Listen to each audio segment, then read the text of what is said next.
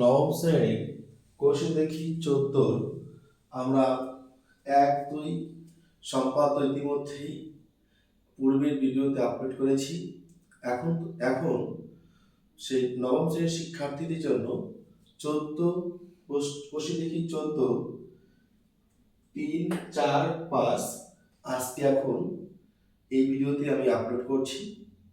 তাই প্রত্যেক শিক্ষার্থী বন্ধুদের প্রতি আমি অনুরোধ করছি, তোমাদের যার যার সম্পাদনার ক্ষেত্রে সমস্যা আছে তোমরা দেখো, আমি যেভাবে বলছি তোমরা অবশ্যই অঙ্কন করতে পারবে ও পরীক্ষায় ফুলফিল নম্বর পাবে। তাই সময় নষ্ট না করে চলো আমরা অঙ্কন শুরু করছি।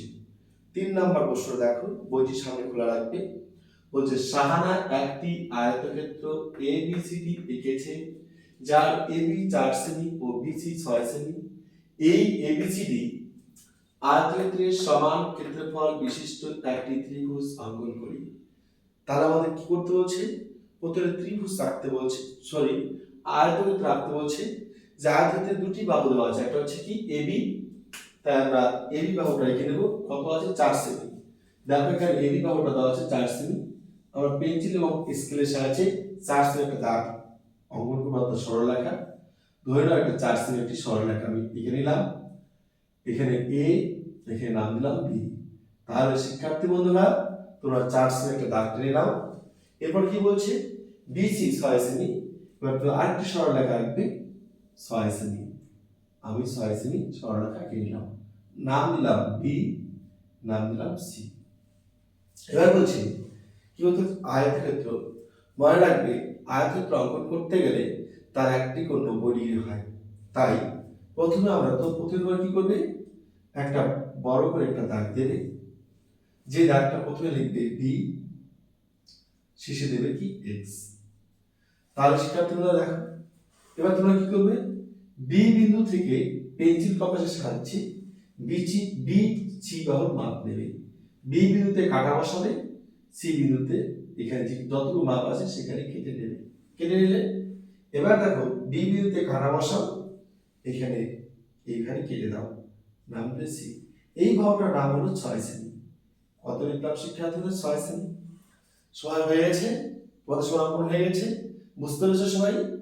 আচ্ছা, সময় হয়েছে তো? আচ্ছা, এরপর দেখো এই বি বিন্দুতে আমরা কি করব? 90 ডিগ্রি কোণ অঙ্কন করব।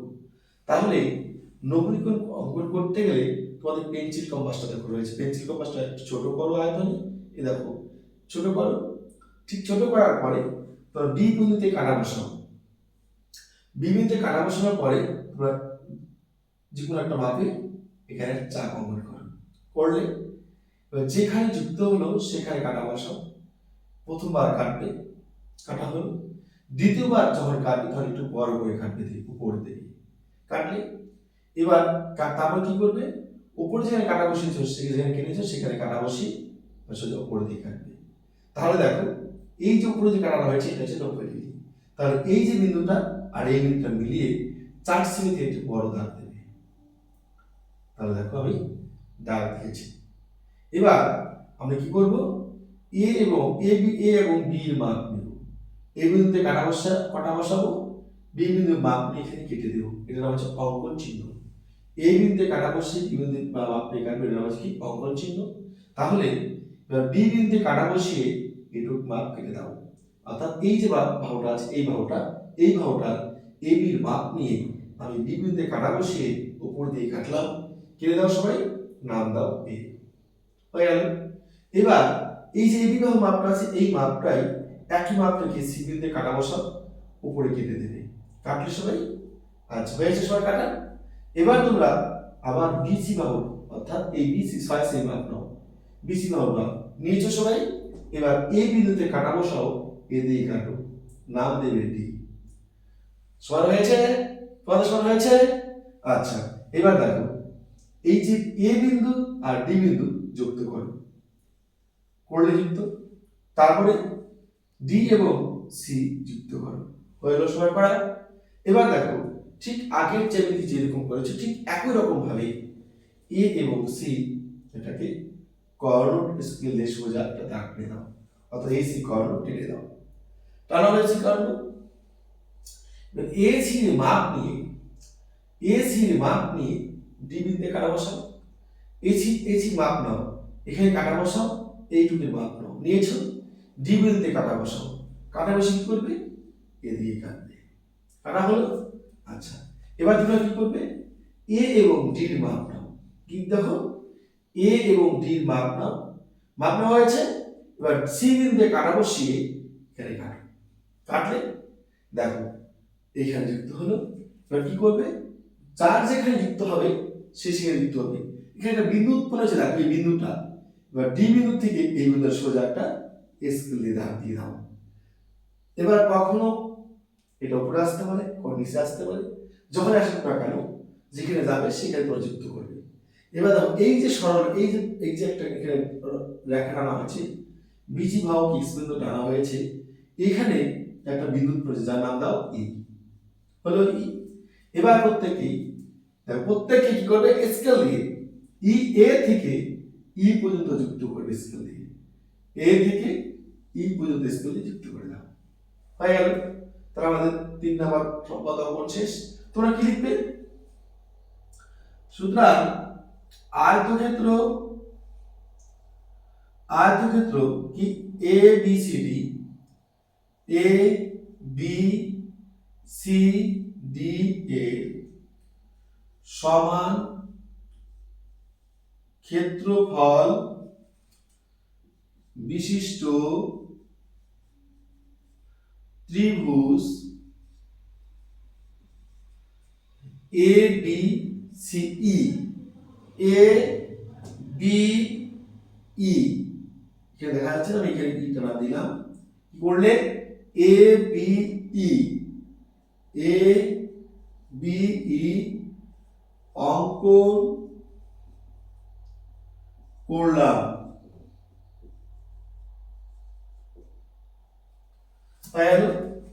তাহলে আশা করি শিক্ষার্থী বন্ধুরা তোমরা বুঝতে পেরেছো। এবার দেখো তারপরে প্রশ্নটা কি বলছে, তাহলে এটা বুঝে নিলাম। এবার দেখো, এবার দেখো 4 নম্বর প্রশ্ন কি বলছে, এখানে বলেছে একটি চতুর্ভুজ এবিসিডি অঙ্কন করি, বিসি 6 সেমি, একটা সরলরেখা অঙ্কন করো যার নাম দিবে বি, এক পাশে দেবে সি, লিখবে কত 6 সেমি। এবার দেখো কি রয়েছে, বলছে এ বি কত সেমি আছে, 4 সেমি।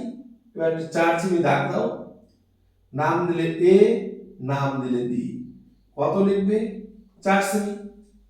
এবার কি রয়েছে সিডি, কত রয়েছে সিডি। এবার কি করবে সিডি, এবার সিডি কত সেমি আছে, 3 সেমি। এবার তোমরা 3 সেমি দাগ দাও, একটা নাম দাও সি, একটা নাম ডি, লিখবে 3 সেমি। তোমরা এই বাহুগুলি তোমরা স্কেল দিয়ে মাপবে। প্রথমে যেখানে দাগ শুরু হয়েছে, কোন স্কেলে দাগ রয়েছে শুধু, কোন স্কেলে শূন্য রয়েছে, সেখান দিয়ে 6 সেমি পর্যন্ত যাবে, তারপর 4 সেমি পর্যন্ত যাবে, 3 সেমি পর্যন্ত যাবে। আমরা নামগুলো দিয়েছি। এবার পেন্সিল কম্পাস দিয়ে তোমরা 60 ডিগ্রি, এখানে কি আছে, এখানে দেখো কতটি কোণ রয়েছে, একটি কোণ রয়েছে 60 ডিগ্রি, তাই একটা কোণ আঁকো, চাঁদা দিয়ে আঁকতে পারো, একটা কোণ 60 ডিগ্রি কোণ এঁকে নিলাম। চাঁদা দিয়ে তোমরা চাঁদা দিয়ে আঁকবে 60 ডিগ্রি কোণ, আরেকটি কোণ আঁকবে কত 55 ডিগ্রি। এবার একটি কোণ আঁকবে 55 ডিগ্রি, এই কোণটা 55 ডিগ্রি, এই দুটি কোণ এঁকে নাও। নিয়েছো, প্রত্যেক একটা 60 কোণ আঁকবে চাঁদা দিয়ে, একটা 55 ডিগ্রি কোণ আঁকবে। এবার দেখো খাতার মাঝখানে কি একটা বড় করে দাগ দেব, দাগে কি লিখবো, এখানে কি দেওয়া আছে কোণ, প্রথম আছে ডি এ বি সি, তার মানে বি কোণ, তার নাম দিলাম বি, নাম দিলাম এক্স। তাহলে দেখো বিসি, তাহলে বি বিন্দু কাটা বসাও, সি বিন্দু মাপ নাও, বি বিন্দুতে কাটা বসাও, সি বিন্দু মাপ নাও। তাহলে কি হলো, বি বিন্দু কাটা বসাও, সি বিন্দু মাপ নিয়ে কি দাঁড়াচ্ছে দেখো, আমরা এখানে বিছি, বি বিন্দুতে কাটা বসাও, সি বিন্দু মাপ নিয়ে এখানে কাটলে, নাম দিলে সি। এবার কি করব, এবার 60 ডিগ্রি কোণ রয়েছে, একটা কোণ কত ডিগ্রি আছে 60 ডিগ্রি, তাই আমরা কি করব, বি বিন্দু 60 ডিগ্রি অঙ্কন করব। এখানে তোমরা কি করবে, এখানে কাটা বসিয়ে এদিকে কাটবে, যে মাপে কেটেছো ঠিক সেই মাপে বি বিন্দু কাটা বসিয়ে এদিকে কাটলে। ওকে, এবার কাটা হয়ে গেল। এবার এই বিন্দু থেকে এই বিন্দুর মাপ নাও, এই বিন্দু থেকে বিন্দু মাপ নাও, নিয়েছো, এখানে কাটা বসাও, এখানে কাটলে। তোমরা কি করবে, এই যে বিন্দুটা আছে এই বিন্দুটা মিলিয়ে একটা বড় করে দাগ দেবে। বলো, আশা করি বুঝতে পেরেছো? এবার দেখো পোস্টপারডিক কোণটাকে কাটবে না, পোস্টপারডিক কোণটাকে কাটা বসাও, এদিকে কাটলে তোমরা কি করবে, সি বিন্দুর কাটা বসিয়ে ভিতর দিকে কাটবে। কাটা হলো। এবার দেখো এখানে কাটা বসাও, এখানে কাটা বসিয়ে কি করে মাপ নাও, এখান থেকে কাটা বসিয়ে এখানে মাপ নাও। দেখো এই মাপ নাও, নিয়েছো সবাই। এবার এখানে কাটা বসাও, ওই মাপেই এখানে কাটবে। দেখো এখানে আমরা কি করলাম, যুক্ত করলাম। এবার দেখো এটা হচ্ছে বি, এটা হচ্ছে সি। সিডির মাপ ধরে নাও, এখান থেকে এইটুকু মাপ নাও, মাপ নিয়ে এখানে কাটা বসাও, ধরে নাও কাটলে এখানে আসলো, এটা কি হলো ডি দিলে। ঠিক একইভাবে এবার এ বি মাপ নাও, এ বিন্দু থেকে বি বিন্দুর মাপ নাও। দেখো এ বির মাপ নাও, নিয়েছো সবাই, নিয়েছো সবাই, এ বির মাপ নাও। এবার বি বিন্দুতে কাটা বসাও, কাটা বসিয়ে এখানে কাটো, নাম দাও, কি কি নাম দেবে, এ। তাহলে কি হলো, এই এ আর ডি যুক্ত করো। কি করবে, এ আর ডি যুক্ত করবে, যুক্ত হলো। তাহলে আমাদের চতুর্ভুজ হয়ে গেল। এবার কি করবে, এই এ আর সি এই কর্ণটা যুক্ত করবে, যুক্ত করলে এবার তোমরা এ বিন্দু, এটার নাম হচ্ছে এ, এ আর সি মাপ নাও, নিয়েছো। এবার ডি বিন্দু কাটা বসাও, এদিকে কাটবে, বসালে। এবার এ ডির মাপ নাও, মাপ নিয়েছো, এ ডির মাপ নাও, সি বিন্দু কাটা বসাও, কাটো, কাটলে এই বিন্দুটা এই বিন্দুটা যুক্ত করে দাও, যুক্ত হয়ে গেল। এবার দেখো এই একটা বিন্দু উৎপন্ন আছে, এই বিন্দুটার নাম দাও ই। হয়েছে সবার, হয়েছে সবার। এবার দেখো এ বিন্দু আর ই বিন্দু মিলিয়ে সোজা দাগ দাও, দাগ দিলাম, দাগ দিলাম। এবার কি লিখবো তাহলে, আমরা কি করলাম, এবিসিডি চতুর্ভুজের প্রাণ এ বি সি ডি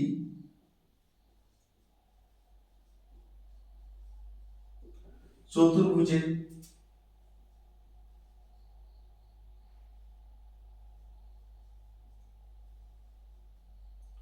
সমান ক্ষেত্রফল বিশিষ্ট, সমান ক্ষেত্রফল বিশিষ্ট ত্রিভুজ, কি করলাম, এ বি ই, কি লিখলাম, এ বি ই ত্রিভুজ, আমরা চিহ্ন দেব, ত্রিভুজ এ বি ই অঙ্কন করলাম। কি করলাম, অঙ্কন করলাম, হয়ে গেল। তাহলে আসলে শিক্ষার্থী বন্ধুরা পড়তে বুঝতে পেরেছ, হয়েছে সবার, সবার হয়ে গেছে। আচ্ছা এরপর দেখো 3 নাম্বার প্রশ্নটা কি, এবার দেখো 5 নাম্বার প্রশ্নটা কি বলছে। প্রত্যেকের 5 নাম্বার প্রশ্ন ভালো দেখো কি বলছে। এখানে বলা আছে 5 সেমি বাহুবিশিষ্ট বর্গক্ষেত্র অঙ্কন করি। কি বলছে, 5 সেমি, এই 5 সেমি বাহুবিশিষ্ট একটি বর্গক্ষেত্র অঙ্কন করি। এই বর্গক্ষেত্রের সমান ক্ষেত্র বিশিষ্ট একটি সামুদ্রিক অঙ্কন যার একটি কোণ 60 ডিগ্রি। তাহলে দেখো একটা 5 সেমি মাপ দিলাম, কত যে মাপ দিলাম, 5 সেমি, আর কি বলছে 60 ডিগ্রি কোণ অঙ্কন করতে বলছে। তাহলে 60 ডিগ্রি কোণ কি করবে, যে 60 ডিগ্রি বলছে তাই তোমরা চাঁদা না দিয়ে পেন্সিল কমাস দিয়ে করো, এখানে দাগ দাও। পেন্সিল কমাসটাকে একটু ছোট করে, ছোট করেছো, সরে দেখো মোটামুটি ছোট করে করে এখানে কাটা বসিয়ে দিয়ে কাটো, কাটলে ঠিক সেই মাপে এখানে কাটা বসাও, কেটে দাও, কাটলে সবাই। তাহলে এই বিন্দুটা বিন্দু মিলে দাও, এটা দেখো 60 ডিগ্রি হয়ে গেছে। এই কোণটা কত ডিগ্রি হবে, এই কোণটা হবে 60 ডিগ্রি, 60 হয়ে গেল। এবার দেখো কি বলছে, এবার দেখো 5 সেমি মাপ, একটা 5 সেমি মাপ নিলাম, ব্যবহার করে নিলাম, নাম দিলাম বি এক্স। এবার 5 মাপ দিলাম, এখান থেকে একটু মাপ নাও সবাই, এখানে কাটা বসাও, এখানে মাপ নিয়ে অঙ্কন চিহ্ন দাও, দিয়েছো সবাই? তাহলে বি বিন্দু কাটা বসিয়ে দিয়ে কাটো, নাম দাও সি, নাম দিলে এবার কি করবে, কি করতে বলছে, বর্গক্ষেত্র অঙ্কন করি। কি বলছে, বর্গক্ষেত্র। বর্গক্ষেত্রের কোণ সবসময় একটি কোণ 90 ডিগ্রি হয়, তাই তোমরা কি করবে, কোন একটা মাপ, কোণের মাপ নিয়ে 90 কোণ অঙ্কন করো। দেখো এখানে কাটা বসাও, যে কোনো একটা বৃত্তের পেন্সিল ছোট করে যে কোনো একটা মাপ নিয়ে এখানে কাটলে, সবাই। এবার দেখো যে মাপটা নিয়েছো, পেন্সিল যে মাপটা নিয়েছো, সেই মাপটা কোনো রকম পরিবর্তন করবে না, ওই মাপটাই রাখবে। এখানে কাটা বসাও, একবার কাটলে, পরে যেখানে কেটেছো ঠিক সেখানে কাটা বসাও, পরের বার যখন কাটবে একটু বড় উপর দিয়ে বাড়িয়ে দেবে, কাটলে আবার ঠিক যেখানে কেটেছো ঠিক সেখানে কাটা বসিয়ে উপর দিয়ে কাটো, কাটলে। তাহলে দেখো এবার কি হবে, উপর থেকে এই বিন্দু বরাবর, এই বিন্দু প্লাস এই বিন্দু মিলিয়ে সোজা একটা দাগ দাও, দাগ দিলে। আশা বুঝতে পেরেছো?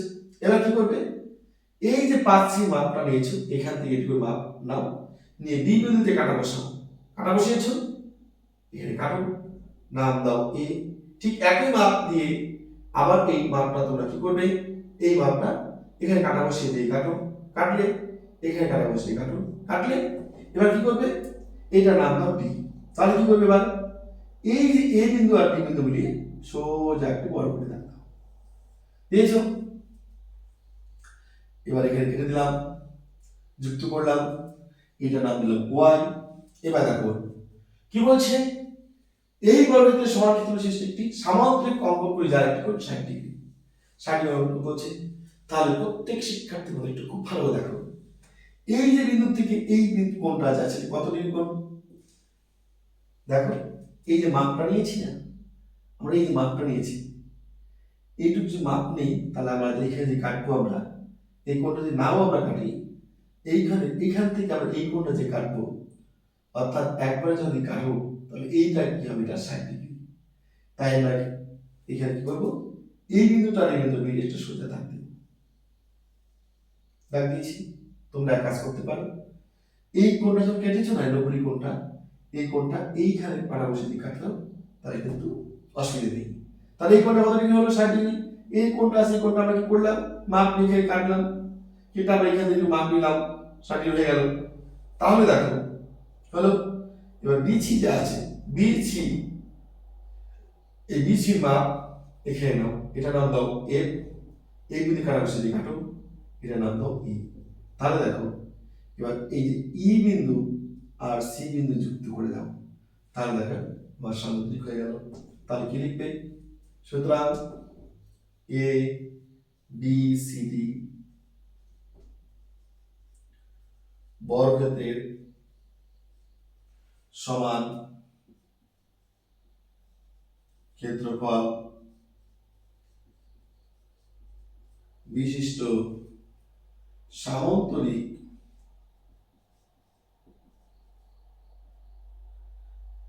বিসিই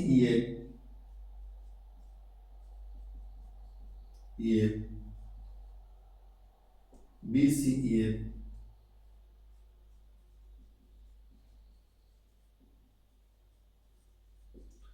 অঙ্কন করলাম।